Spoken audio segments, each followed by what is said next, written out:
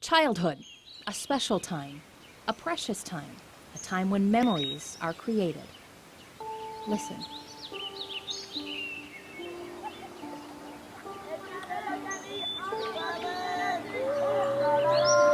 Go, Jimmy! Go, Jimmy! But for some, childhood holds memories that are frightening, confusing, and damaging. Their specialness has been abused. Their stories are unspoken, and the hurt is hidden in the shadows. Listen. Hey, Coach, where's Jimmy? He's not here today. But we need him, Coach. Who's gonna play second base? Where is he? I don't know.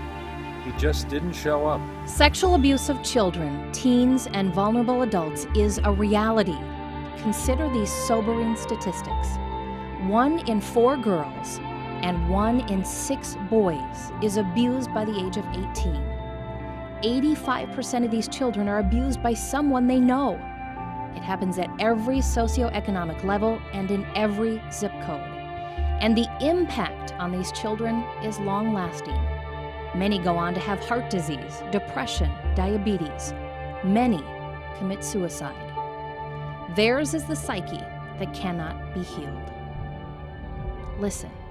So what has affected my son and our family is he was abused by our neighbor.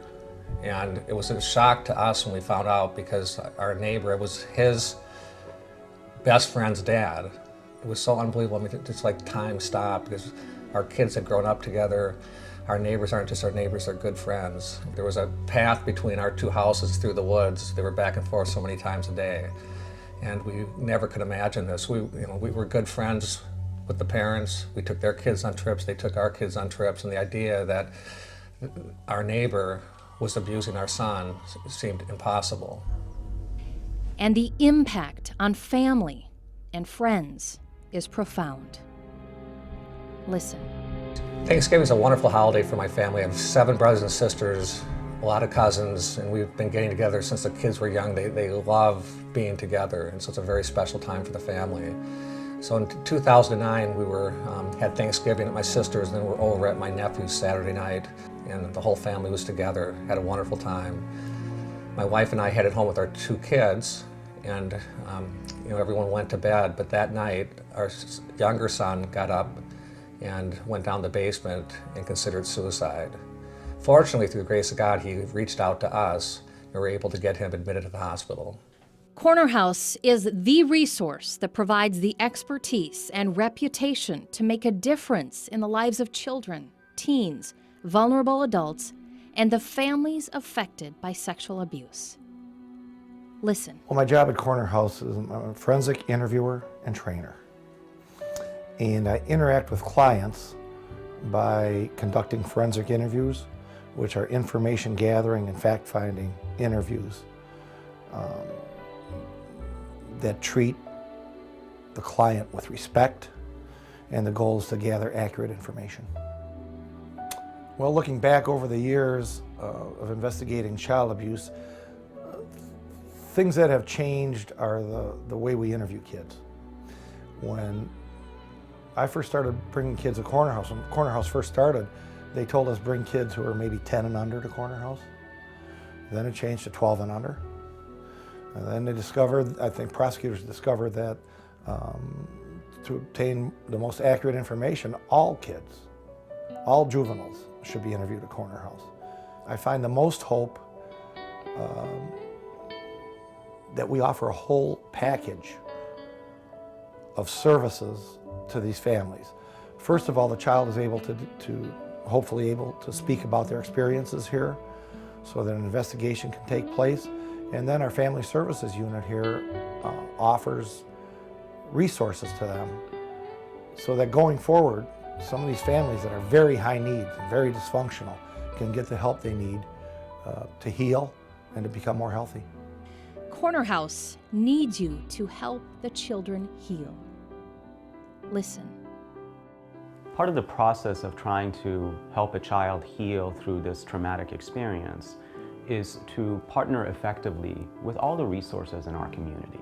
And that includes law enforcement, that includes child advocacy centers such as Corner House, and child protection services from local counties. It is imperative that we are transparent and collaborative in this process. And it is always humbling to me that as the attending in charge of the patient's care, how minuscule my role is compared to the teamwork that's necessary to help these youth. The work that I am committed to is to aid and contribute to the mission of Corner House and to help those kids who are in need of an advocate. The latest resource developed by Corner House is their Family Services Program. It will help survivors and their families move to hope, strength, resilience, and healing. Listen. Corner House listens to children, adolescents, and vulnerable adults who come to Corner House at one of the most difficult times in their lives. That is when there has been an incident of abuse or witnessing of violence. Corner House is here to listen to them and to help them begin their healing journey. 5 years ago, Corner House essentially did very minimal services for the families that came to Corner House. A combination of a recognition of the research, which indicates that supported families are more likely to be supportive of their children, and the reality that many parents who bring children to Corner House have themselves been victimized, has resulted in our developing a whole array of family services. This includes home visiting, counseling, and support groups for our families and children. Corner House serves children with the hope that their lives are going to be different by virtue of them having been here. When a child comes and talks about what happened to them, and they are affirmed, they are honored by listening to their voice, the healing is beginning. When a family can talk about their fear or the crisis that is evoked in their family by virtue of the abuse that happened to their child or to their teenager. When a teenager can come and have adults that believe them, that don't write them off as sort of the stereotypical teenager, then we're evoking hope for those kids. And that's what the work at Corner House is all about. Hope, strength, resilience, and healing is possible for survivors in the Twin Cities and throughout the world through Corner House and its proven training, forensic interviewing, and family service programming. Listen. You know, my hope for parents that are coming to Corner House today, that they not only have the benefit of the interview process, but have the benefit of the ongoing support. And to do that, it takes professionals in funding to make sure that those services are offered for as long as the families need it. Both my son, my family, and Corner House need your support.